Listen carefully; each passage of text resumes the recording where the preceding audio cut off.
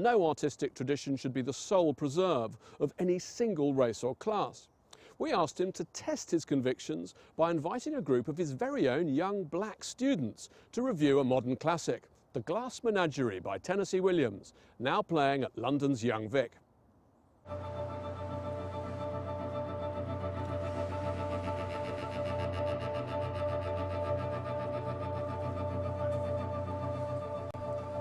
I'm from South London. My parents didn't get that much education themselves, but they understood the value of it. And they made sacrifices so that I could get a good one, for which I'm hugely grateful. When I first started watching plays at university, it took me out of myself and helped me connect to something far bigger and far greater than me. Be it Petrarch, Baudelaire, Shakespeare, Ibsen or Rattigan, I believe that these dead white men can teach us a lot about life and our humanity, since their concerns are universal. Regardless of your background or your melanin quotient, these great works of literature have something to offer everyone. They transcend colour and class. That's what makes them great. Sadly, nowadays, trendy PC educationalists have bombarded our young people with culturally relevant plays and books and have neglected to show them the value of the classics. Everything that young people read and see doesn't need to be directly relevant to their everyday lives. Kids from the inner city shouldn't be limited to consuming an intellectually emasculating diet of hoodie plays about gun and knife crime. To put it bluntly, Hamlet doesn't need a hip-hop soundtrack for black kids to enjoy it.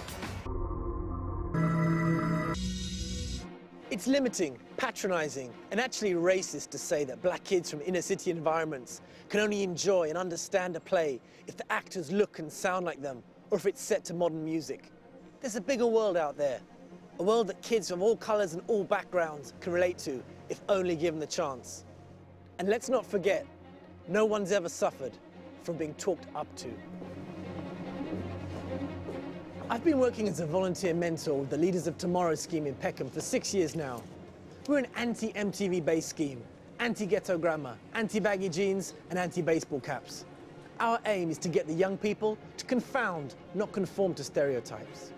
We're about getting the young people to achieve their academic and social potential through education and expanding their cultural horizons beyond SE15. So today, I'm taking 3 of the young people I work with to the Young Vic Theatre to watch Tennesse Williams' The Glass Menagerie to see what they'll make of it.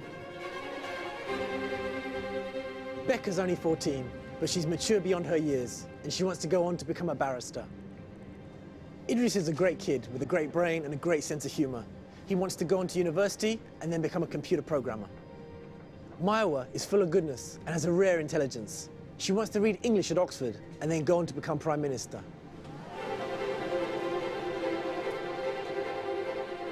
The Glass Menagerie is about the relationship between a pushy mother, her fragile daughter and frustrated son in the southern US during the 1940s.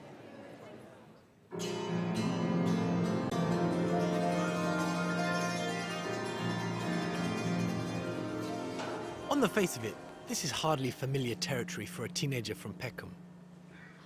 Tom? Tom, what are you doing?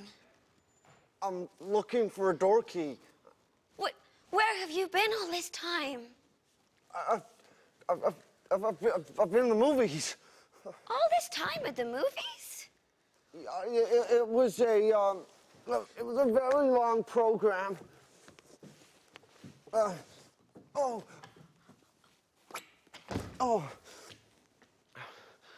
There was a Garbo picture and a Mickey Mouse and a travelogue and a newsreel and a preview of coming attractions, and there was an organ solo and a collection for the Milk Fund simultaneously, which ended in a terrible fight between a fat lady and an usher. Halfway through the play, and it's the interval. What do they think so far? I'm not sure it's the type of family I really want to live in. It seems quite like there's a lot of drama and confrontation that goes on within it. It doesn't really seem like there's really a cool moment between them, like they're always quarreling and fighting, so it's not really. I think he's gonna leave. Like, there's only so much pressure you can take when someone pushes on you, so I have a feeling you either snap and leave or the mother will kind of pull back. We just have an idea of the gentleman caller. We want to find out who he is and what's going to happen next, so can't wait. Ladies and gentlemen, this is the final call for Act 2 of the Glass Menagerie.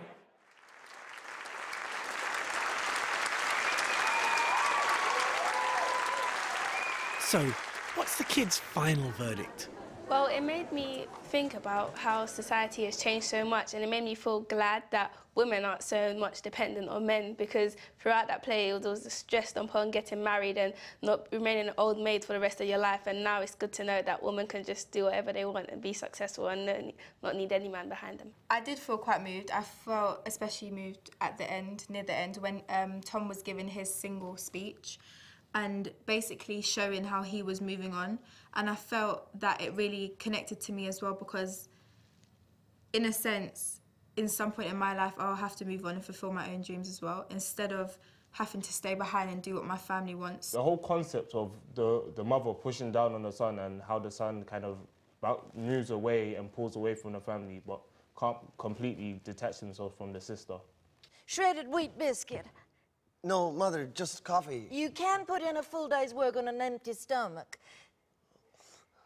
You've got 10 minutes, don't gulp. Drinking too hot liquids makes cancer of the stomach. Put cream in. No, thank you. To cool it. No, thank you. I want it black. I know, but it's not good for you. I thought the themes were more to do with sacrifice. It seemed a lot that people had to give up things in order to help other people. I saw quite a few of you laughing a lot of the time. I was really impressed by that. It was a real witty play. Promise me one thing, son. What's that, Mother? Promise me you'll never be a drunkard. I will never be a drunkard, Mother. That's what frightened me, so that you'd be drinking. If there was one character that you had to say inspired you, The mother, because all parents want the best for their children, and even though at times you could see overbearing, I think it's just mothers need to feel are always supportive and protective of their children, so they just want the best of them. too much love is better than not enough love, right? Yeah, I would agree. Now, $64,000 question. Would you recommend the play to your friends? I would recommend the play to my friends, and because it's different, it's not something that you would go to see every day, especially like for people and kids that live around our area. The more we know about life and how other people cope, the better we can get on with our own. Terence, the African slave from Carthage, one of the founding fathers of Latin literature and also Renaissance humanism, gets the last word. I'm a human being, and I consider nothing human alien to me. If only more of us thought like Terence. The Glass Menagerie continues at the Young Vic until the 1st of January. Now, multi-award-winning choreographer Wayne McGregor is a man on a mission, forever on the lookout for new ideas to spark new ways of thinking about and doing dance. For his latest work, entitled Far, Wayne's been working with scientists from around the world. But what's in it for the men in the white coats? Clemency Burton-Hill dropped in on rehearsals to find out more. Wayne McGregor is one of the world's greatest and most innovative choreographers, taking the field of dance into previously uncharted territory.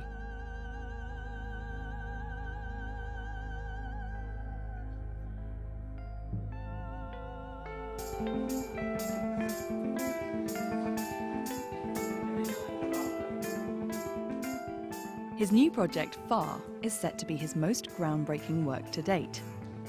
I went to the Jerwood space in London to delve into his creative process. I don't think there's anyone quite like Wayne McGregor on the planet. I literally cannot think of anyone else in the dance world who'd be making this happen. I mean, it looks pretty much like an ordinary dance rehearsal, but what you don't realise is it's also cutting-edge science. What's the first action? Are you going like that or are you going like that? Resident choreographer at the Royal Ballet, it's with his own company, Wayne McGregor Random Dance, that he's been involved in one of the most unusual collaborations in the history of choreography. 10 years ago, we did a range of conversations with cognitive scientists. And it was really funny at the time because I didn't know anything about cognitive science whatsoever. And I had this idea that it would be interesting just to disrupt the messages in the brain to the body to see what would happen if you could try and make somebody discoordinated or uncoordinated, and you know, that's obviously the antithesis of what you normally do in choreography, because it's body perfect, body beautiful.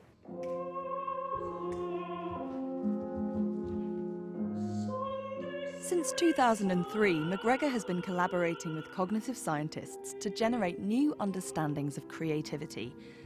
While scientists have studied the visual arts, very little work has been done in the field of dance. Had you had any experience with contemporary dance before you started this collaboration? I wasn't interested in dance at all, actually, and the first few experiences were really quite, not stressful, but intriguing. What I realised almost instantly was that I had absolutely no idea what Wayne was doing. Today I want to do a task that takes an acoustic image and moves it into a visual image, and that we then work from that kind of choreographically, right? And to do that we need One of the key ways the company devises movement is through tasks. Wayne sets problems which they have to solve. Yeah, I was just doing this to practice. Yeah, okay, right, so just find a spot and we'll just have a The dancers are required to generate masses of material themselves. In terms of your own creative process, it's very unique. I mean, people think of choreographers and they might think of, you know, one single visionary, whereas here you're really allowing your company to become such an integral part of that process. I mean, I've been making choreography nearly 20 years, and so I've been in a lot of studios and seen a lot of dancers, and you do get bored of yourself, you know, in a way. You know, what's exciting is about this collaboration with dancers where they bring you something new and you can see it. It sounds exhausting, the fact that you have to generate so much material yourself. I find it much more satisfying. I think most of us here certainly get a kind of big thrill out of that part, because that's the part that really brings us into it as kind of artists and collaborators as well. It's really hard sometimes. I mean, I won't lie, you do get stuck and you feel like, oh my gosh, I have no idea what I'm doing right now. Dr. Phil Barnard has developed an innovative way of helping the dancers when they get blocked. FAR marks the first time the company have tried out these techniques. My particular interest happens to be depression and understanding how depressive thinking works. And as most people know, depressive people tend to think about the same bad idea over and over and over again. And so finding ways of breaking that mental habit is, in some sense, what I do in my day job. And in this case, finding ways of breaking the habits that lead to repetitive movement structures is the same kind of problem. Creating new movement is much more than instinct. Before the body can even move, the brain has to generate imagery. I didn't really know until working with these cognitive scientists that there are lots of different types of image. You know, you can get a visual image, which you all know what that is, but we can also